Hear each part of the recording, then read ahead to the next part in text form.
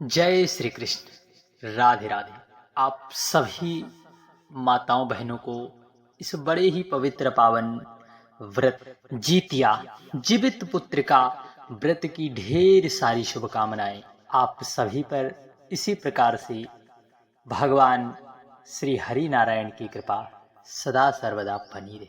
आज हम सभी लोग यह जानने वाले हैं कि किस दिन है जीवित पुत्र का व्रत हम सभी को करना है। 24 सितंबर या फिर 25 सितंबर, जो आप सभी के मन में संदेह बना हुआ है कि किस दिन व्रत करें, व्रत किस दिन है, पारण कितने समय करना है, पूजा का क्या शुभ मुहूर्त है, साथ ही साथ व्रत से संबंधित जितने भी नियम हैं उन सभी को जानेंगे। और विशेष रूप से यह भी जानेंगे कि जो माताएं पहली बार व्रत करना चाहती हैं उनके लिए कौन से नियम हैं और क्या पहली बार कर सकती हैं। तो आज का हमारा यह विषय इन सभी पर है।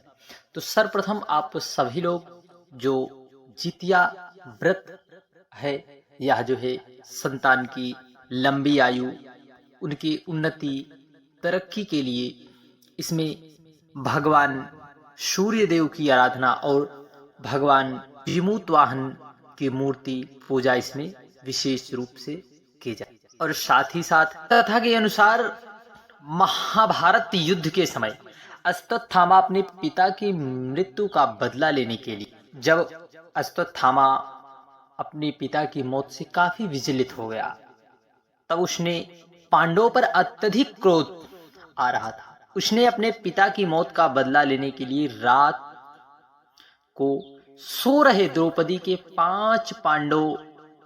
5 पुत्रों को पांडव समझकर मार डाला। इतना ही नहीं, उसने अभिमन्यु की पत्नी के गर्भ में पल रही संतान को भी मार डाला।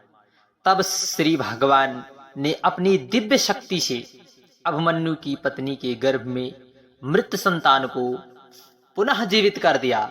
इस संतान का नाम जीवित पुत्रिका रखा गया। आगे चलकर जीवित पुत्रिका ही राजा परीक्षित के नाम से मशहूर हुए।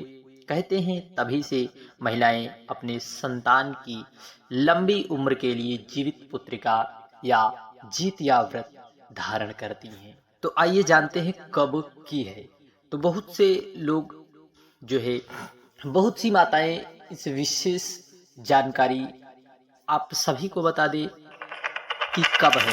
देखिए, हमारी सनातन हिंदू पंचांग के अनुसार अश्विन मास की कृष्ण पक्ष की अष्टमी तिथि जो पितृपक्ष में अष्टमी तिथि पड़ती है। देखिए, बहुत सी माताओं के मन में संशय रहती है कि पूजा पाठ का विशेष विधान किस प्रकार करेंगे, पितृपक्ष भी चल रहा है तो कैसे कैसे करना है। तो आपको बता दें, अष्टमी तिथि 24 सितंबर को दोपहर 12:38 से प्रारंभ होगी और 25 सितंबर को 12:10 पर समाप्त हो जाएगी। ऐसे में आप सभी को व्रत जो है 25 सितंबर 2024 को करना है। कब करना है? 25 सितंबर 2024 को।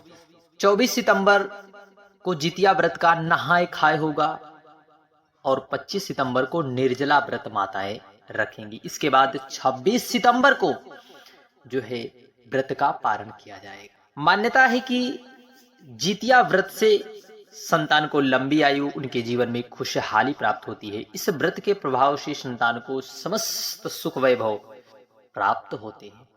आइए जान लेते हैं पूजन की सामग्री। आप सभी को व्रत 25 सितंबर को ही करना है। इसमें कुश की आवश्यकता होगी, गाय का गोबर, चील व सियारिन बनाने के लिए अक्षत यानी चावल, पेड़ा, दूर्वा की माला, पान और सुपारी, लौंग और इलायची, श्रृंगार का सामान, सिंदूर, पुष्प, गांठ का धागा, धूप, दीप, मिठाई, फल, फूल, बांस के पत्ते, सरसों का तेल। इस दिन माताएं सर्वप्रथम सुबह नित्य क्रिया से निवृत्त हो सुबह भगवान सूर्योदय उगने से पहले उन्हें स्नान आदि नित्य क्रिया से निवृत्त होकर इस व्रत का संकल्प लेना चाहिए। फिर पूजा स्थल पर गंगा जल छिड़क दे। इसके बाद गाय के गोबर को पूजा स्थल पर गाय के गोबर से लीप दे। फिर वहां पर छोटे से तालाब का निर्माण कर लेना। क्रम आप समझना।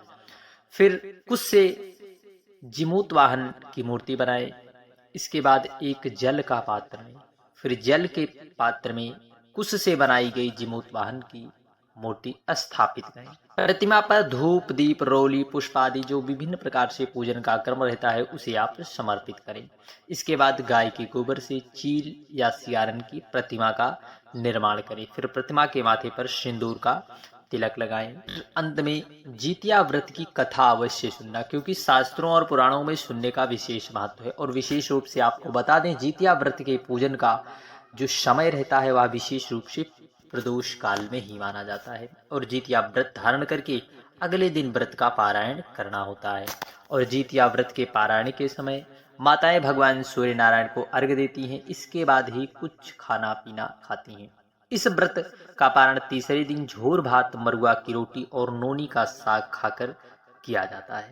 आप सभी को यह भी व्रत विशेष रूप से जो है 25 सितंबर को ही विशेष रूप से करना है। जितिया के व्रत का पूजन का शुभ मुहूर्त 6:10 से 7:41 तक रहेगा। अमृत का सर्वोत्तम मुहूर्त 7:41 से 9:11 तक रहेगा। और यह व्रत माताएं अपने संतान की लंबी आयु की कामना के लिए करती हैं। माना जाता है कि इस व्रत को करने से सभी साधकों को सभी प्रकार के कष्टों से मुक्ति मिल जाती है। इस दिन व्रत करने के साथ जो माताएं पूजा के दौरान व्रत कथा पढ़ती हैं या सुनती हैं, उन्हें भी कभी संतान का वियोग नहीं सहना पड़ता। इसलिए आप सभी को इस जितिया जीवित पुत्रिका व्रत की ढेर सारी शुभकामनाएं। जय श्री कृष्ण। राधे।